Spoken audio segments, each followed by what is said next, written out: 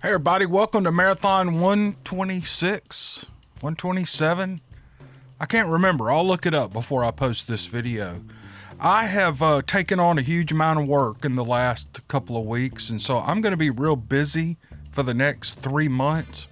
But I'm not going to stop doing videos. I'm going to just make them shorter. What I'll do is come in early in the morning, crank out 1 or 2 stories depending on how long they are, and post those videos maybe 2 or 3 times a week just to keep the content rolling and keep your stories going out to the public, because you guys spent so much time writing these and I'm always behind. So that's kind of what it's going to look like for the next 2 or 3 months. Unless I get some time, I'll do longer videos. All that said, let's get rolling with this one. A couple of good stories here. All right, here we go.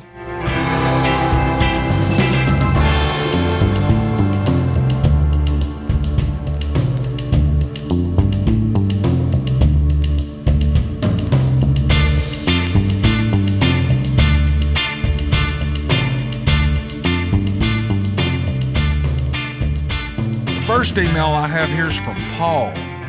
I have to ask, have any of your listeners ever claimed to see a deer with the head of a coyote? I know that sounds kind of wonky, but I have.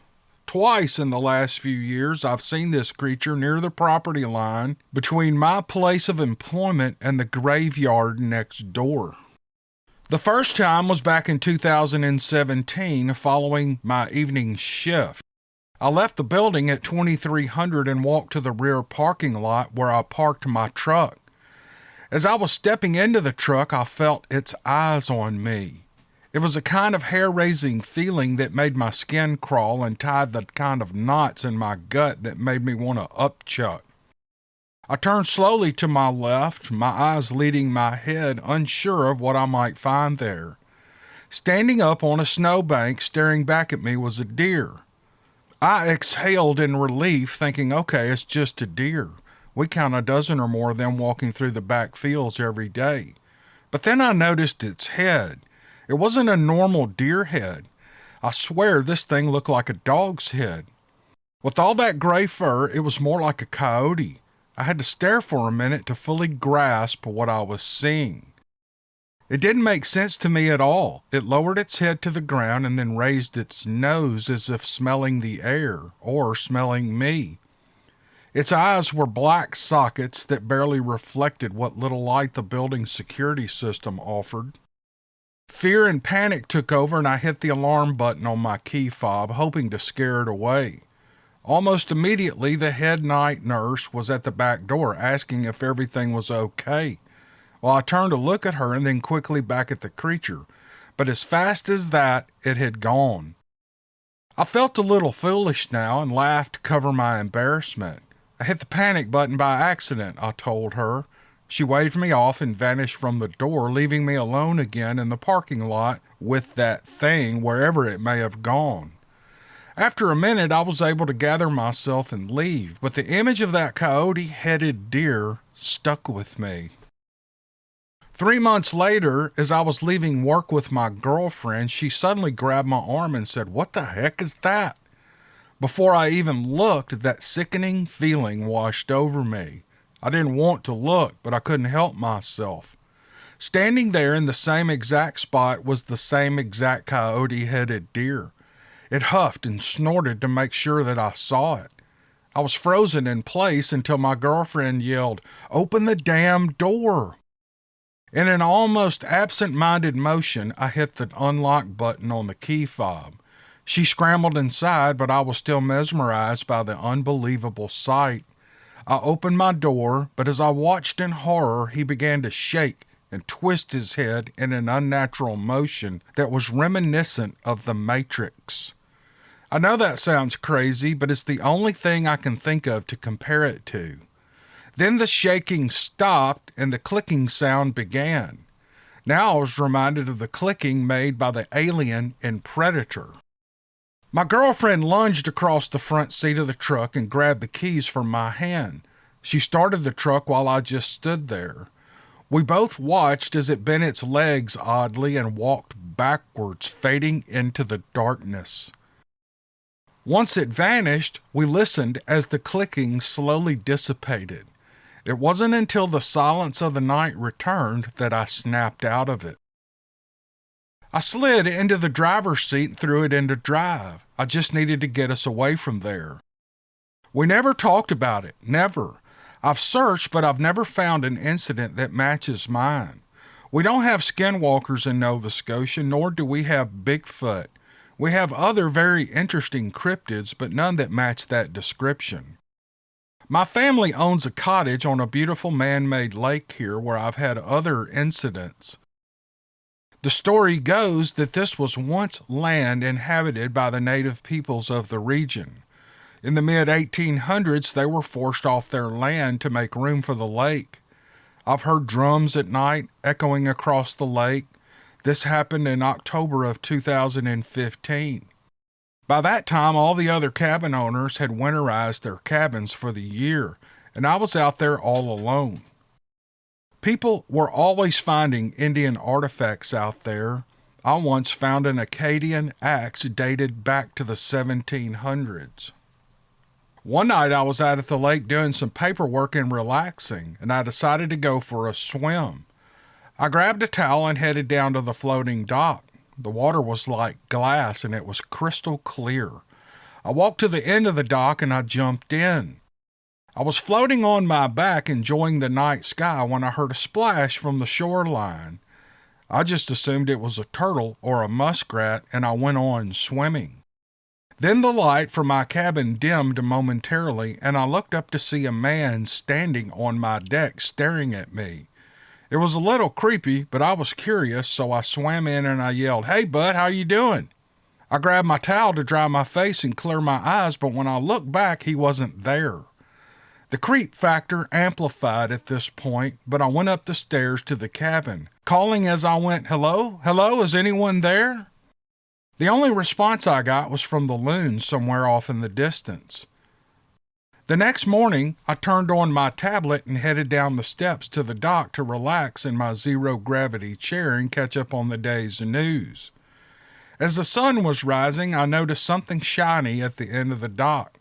I placed my tablet on an old milk crate that served as a side table, and I walked over to see what it was. It was an old quartz arrowhead.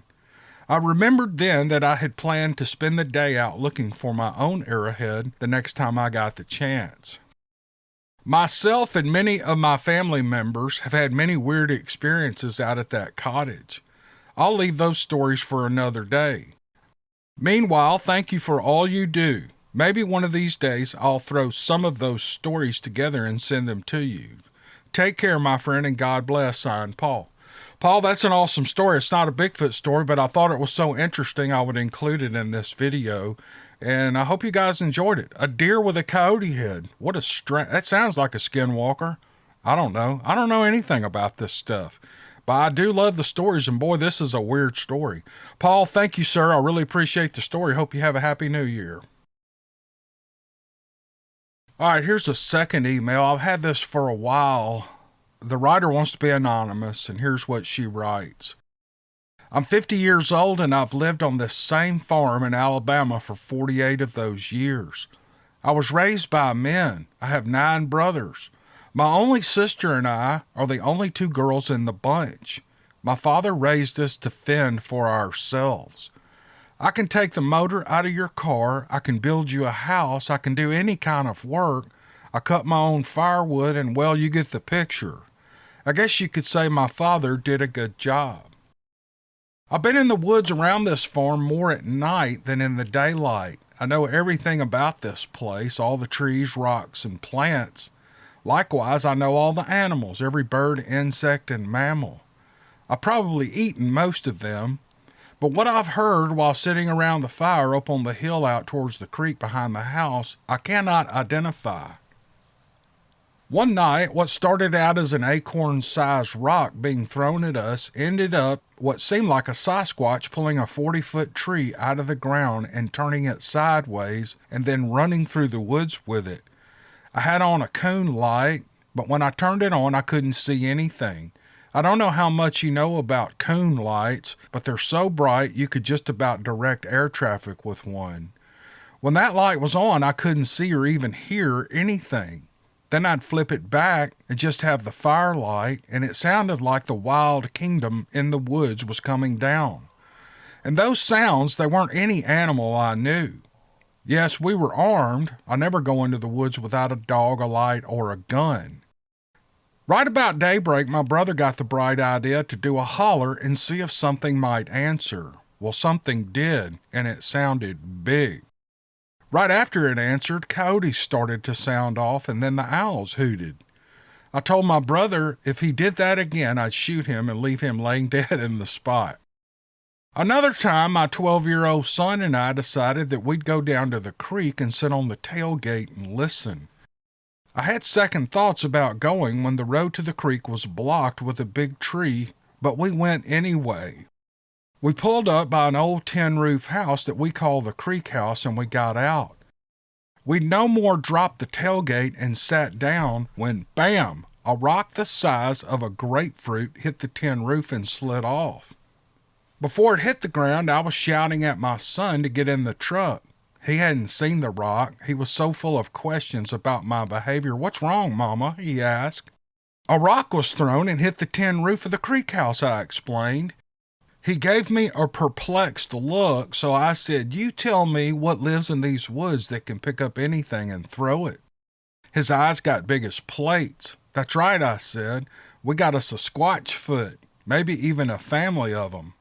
We didn't waste any time leaving. Not being particularly smart, a few days later we decided to go back and listen. My son's dog followed us down the creek house where we got out, and for the next 30 minutes, if we could have recorded the sounds that we were hearing, I tell you, we would be famous. It was the loudest, biggest sound I've ever heard. I judge it to be about 300 yards away, which was still close enough to vibrate our chests.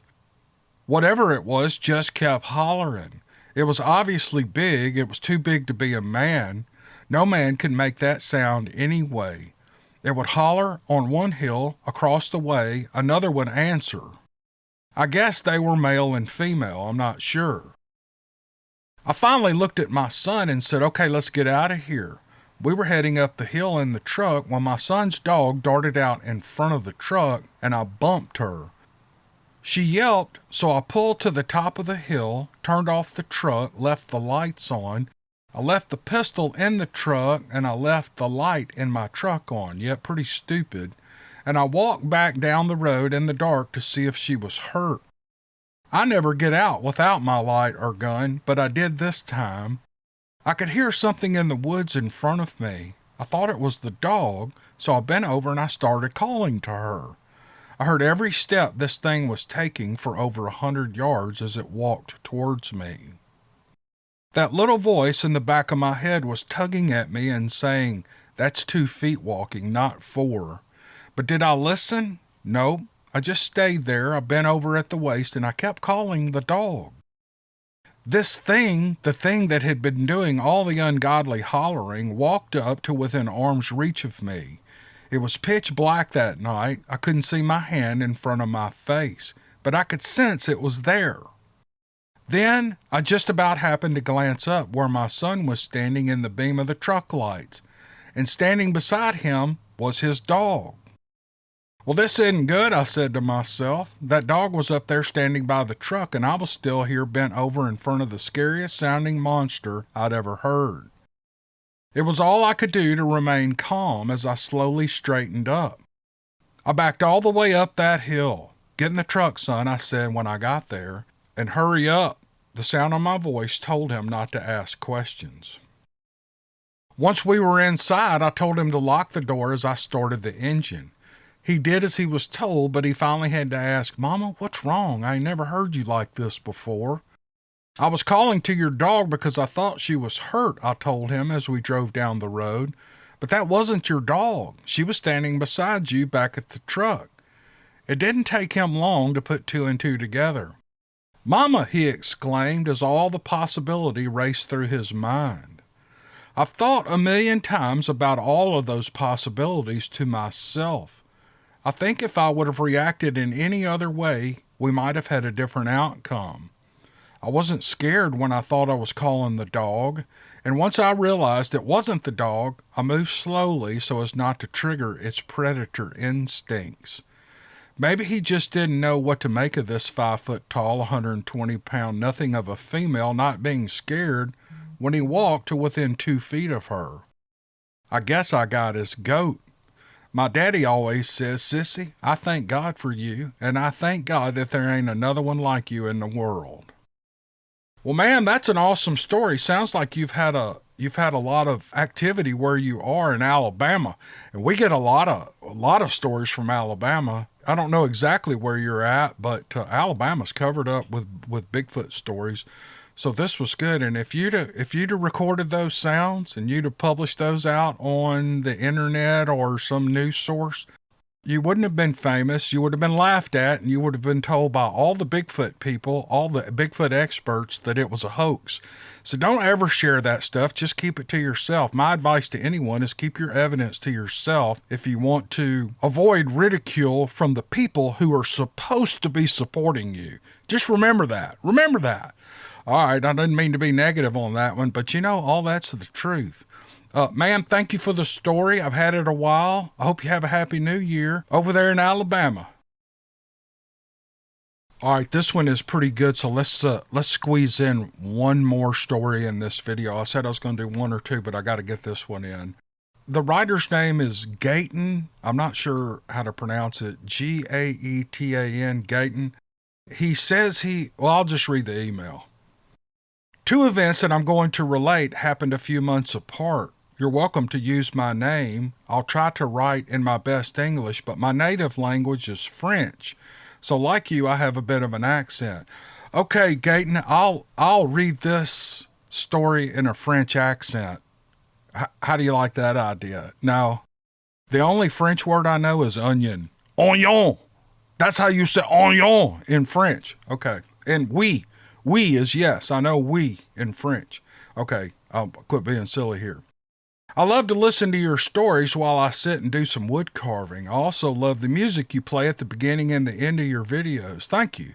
Someday I might try to carve what I have seen, and I'm about to share with you. I just finished listening to the story of the man in Mississippi talking about the mutant dog man, and it reminded me of these true stories. My mother was born in Cochrane, Ontario, Canada. It's a small village about 100 kilometers from James Bay. Her grandmother was 100% pure native Cree who knew her ways in and out of the boreal forest. One day, my mother told me the story of my grandmother and the Wendigo. The Wendigo is the legendary beast as told by the native peoples. Whenever my mom would tell me about the Wendigo, it was to warn me of something terrible, even though we were living in Montreal at the time. If we were going to visit friends outside of the big city, she would tell me to be aware of the Wendigo if I was going to play outside. As I grew older, I had more and more opportunities to camp, hunt, and fish with friends, thus becoming more and more familiar with the wildlife of Quebec and Ontario. I eventually decided to join the Canadian Armed Forces. Even on the day my folks drove me to the gate to start my new life, my mother said, "I'm proud of you, son, and I'm sure that you'll do well. Just be careful when you go out into the wild. Watch out for the Wendigo." I took that with a grain of salt and offered back a smile. After basic training, I was sent to learn my trade and then to my first post. I was assigned to the Special Forces in Ottawa, Ontario as a communications specialist. Part of my job was to fix telecom equipment, so I was given a top-secret security clearance. While there, we trained hard until I was ready to go head-to-head with the meanest monster or any enemy I might encounter on my missions. In February, we were transported via helicopter to a mountain top close to Algonquin Park for a week of winter warfare training. During this week, we each had guard duty every night. One of those nights around 3 a.m., I started hearing strange voices down the mountain. That night, the temperature dropped to minus 30 degrees Fahrenheit. As soon as I heard the voices, I checked to see if everyone was sleeping in their tents. Once everyone was accounted for, I scanned the area with my flashlight to see if I could locate someone, but no one was there. Despite this, I kept hearing voices. Eventually, I called out, "Hello, who goes there? You're on Canadian Armed Forces land. Identify yourself." There was no answer. I continued to scan the area with my flashlight, but despite the fact that I could hear voices that sounded like a Japanese samurai, I couldn't see anyone. Some of the voices were coming from my right and others from my left. It was like they were having some sort of conversation. Since we were only on training exercises, we had no live ammo in our weapons. I didn't know what to expect, so I did the next best thing. I fixed my bayonet and continued my surveillance. After a while, the voices stopped, but I couldn't help but wonder who in their right mind would hike 20 miles into the wilderness in weather so cold that the military had actually closed our base twice that week. When my shift was over and my replacement showed up, the first thing he said was, "What the F are you doing with your bayonet on your weapon?" Since it's freezing like crazy, I decided to do some drill movements to warm myself up, I lied. I didn't want to admit I'd been hearing voices. Whether or not he believed me, I don't know, and nor do I care.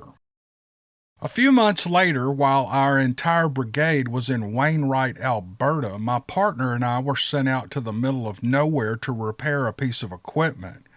After driving for 45 minutes and not finding the location, I decided to pull over so my partner could check the topographic map while I scanned the area for a reference point. A forest of pine and underbrush blocked our right, but our left was an open field maybe 500 by 500 feet. 100 feet from the tree line stood a nice white-tailed deer grazing in the meadow. He was facing us and glanced in our direction periodically, but he never seemed concerned enough by us to give up his meal. Then, from nowhere, a huge thing came out of the tree line heading directly for the deer. It moved so quickly. It had covered the roughly 100 feet to the deer before I even had time to tell my partner to look. This thing was huge, a good 2 feet taller than the deer with broad shoulders like a football linebacker, and it was covered in long reddish-brown hair. Its head was pointed and set on its shoulders with no neck. It had long arms and muscular legs like two 45-gallon drums. Everything happened so quickly I didn't have time to absorb more detail than that. The second it reached the deer, it placed one hand on top of the animal's head and the other on its back of its neck. With one twist, it snapped the deer's neck, reducing the poor thing to a rag. It picked up the deer and threw it over its shoulder and disappeared back into the forest. "Did you see that?" I said, even as the thing was vanishing. "See what?" my partner asked, dropping the map to look out through the windshield. "Never mind," I told him. "Man, those deer can run fast." I threw the truck into gear and added, "Let's get out of here." My partner managed to find the equipment location, and we made our repairs. Back at the bivouac, my sergeant asked me if everything went okay.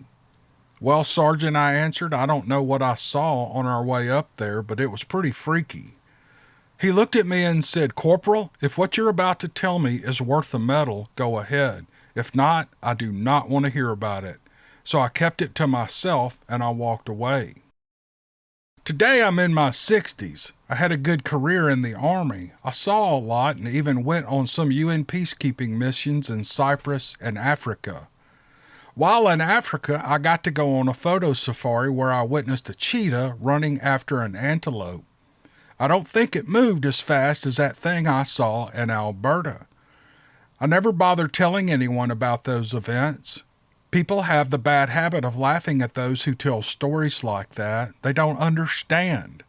My sergeant was right to tell me to keep my mouth shut if it wasn't worth a medal. After each event, I remembered my mom telling me just be careful when you go in the wild and watch for the Wendigo. I don't know if it was a Wendigo calling me that cold winter night in Petawa, or if he was the one who snatched that deer in Wainwright. What I do know is that we are just some little beings on this enormous planet.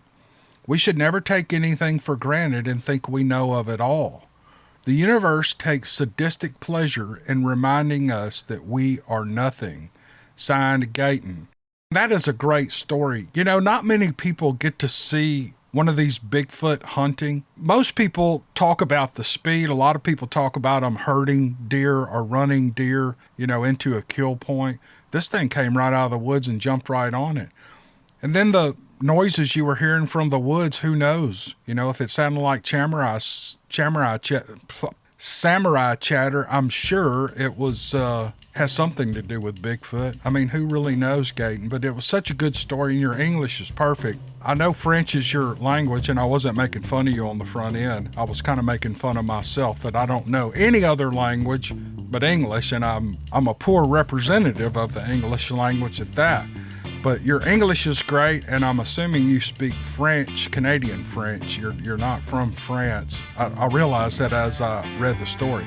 Anyway, I'm just rambling on. Gayton, thanks for the letter. It was spectacular. Thanks, buddy. All right, that's going to wind that video up. Thank you all for listening, and we'll see you on the next marathon. Appreciate you, and have a Happy New Year.